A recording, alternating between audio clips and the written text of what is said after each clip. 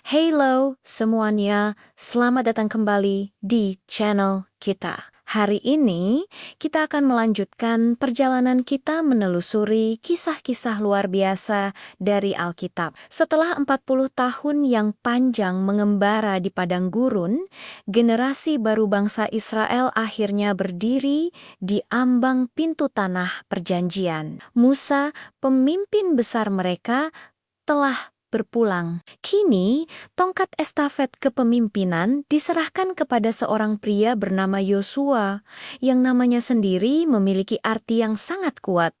Tuhan adalah keselamatan. Allah telah memilih Yosua untuk memimpin bangsa Israel memasuki takdir mereka. Sebelum mereka mengambil langkah pertama menyeberangi Sungai Yordan, Allah berbicara langsung kepada Yosua. Bisa kita bayangkan betapa besar beban di pundak Yosua.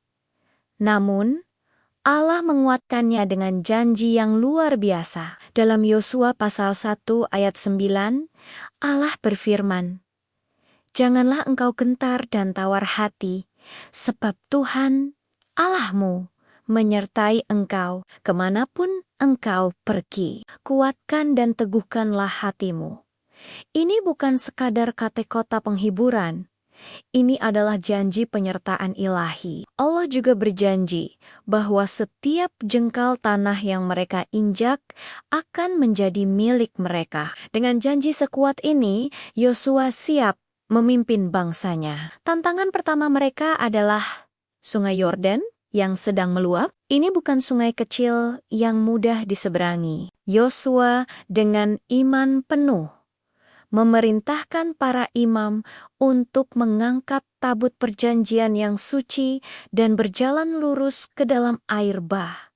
Sebuah tindakan yang kelihatannya tidak masuk akal, tapi begitu kaki para imam menyentuh tepian air, sesuatu yang ajaib terjadi. Aliran air dari hulu berhenti total, membentuk dinding air raksasa, sementara air di bagian hilir terus mengalir habis. Terbukalah jalan kering di dasar sungai. Seluruh bangsa Israel menyeberang dengan selamat. Sebuah mukjizat yang mengingatkan mereka pada penyeberangan Laut Merah di zaman Musa.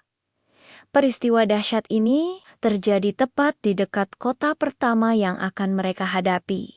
Yeriko bukanlah kota biasa. Kota itu dikelilingi tembok yang sangat tebal dan tinggi, dan gerbangnya ditutup rapat karena penduduknya sangat ketakutan mendengar kedatangan bangsa Israel.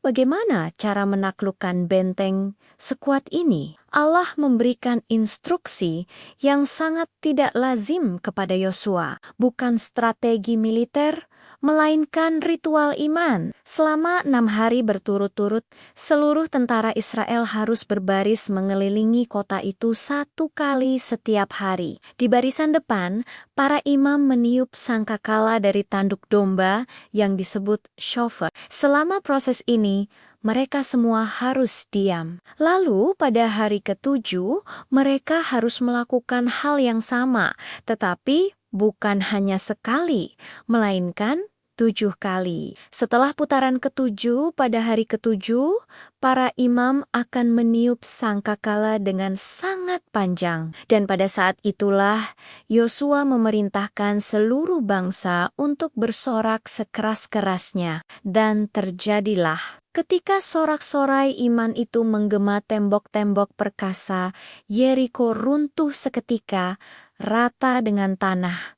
Tentara Israel menyerbu masuk dan merebut kota itu. Dalam penaklukan ini, hanya 1 keluarga yang diselamatkan.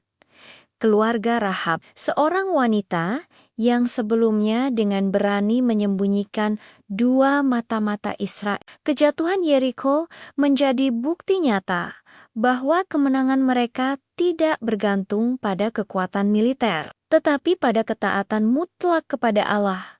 Setelah kemenangan di Yeriko, perjalanan penaklukan tanah Kanaan terus berlanjut. Tentu ada rintangan dan bahkan kekalahan, seperti yang terjadi di kota Ai karena dosa dan ketidaktaatan salah satu orang Israel. Namun, setelah masalah itu diselesaikan, Yosua memimpin kampanye militer yang cepat dan tegas, menaklukkan sebagian besar wilayah Kanaan sesuai perintah Tuhan.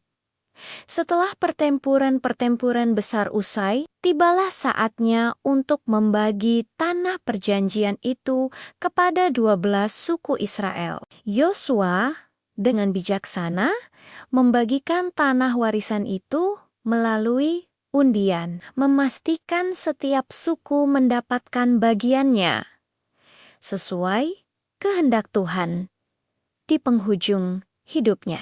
Setelah bangsa Israel menetap di tanah mereka yang baru, Yosua mengumpulkan mereka semua di Sikem. Ia memberikan pidato perpisahan yang sangat menyentuh dan penuh kuasa. Ia mengingatkan mereka akan semua mukjizat dan kebaikan yang telah Allah lakukan. Lalu, Yosua memberikan sebuah pilihan fundamental yang bergema hingga hari ini. Ia berkata, "Tetapi jika kamu enggan beribadah kepada Tuhan, maka pilihlah pada hari ini kepada siapa kamu akan beribadah. Tetapi aku dan seisi rumahku, kami akan beribadah kepada Tuhan." Bangsa Israel dengan serentak berjanji untuk setia melayani Allah. Yosua, sang pemimpin yang setia dan berani, meninggal dunia pada usia 110 tahun. Warisannya adalah teladan iman, keberanian, dan ketaatan total kepada Tuhan. Namun, setelah generasinya tiada, Israel memasuki babak baru yang penuh gejolak, sebuah kisah untuk lain waktu. Terima kasih sudah menonton. Kisah Yosua mengajarkan kita bahwa dengan iman dan ketaatan, tidak ada tembok yang terlalu tinggi untuk diruntuhkan. Jangan lupa untuk like, subscribe, dan sampai jumpa di video berikutnya.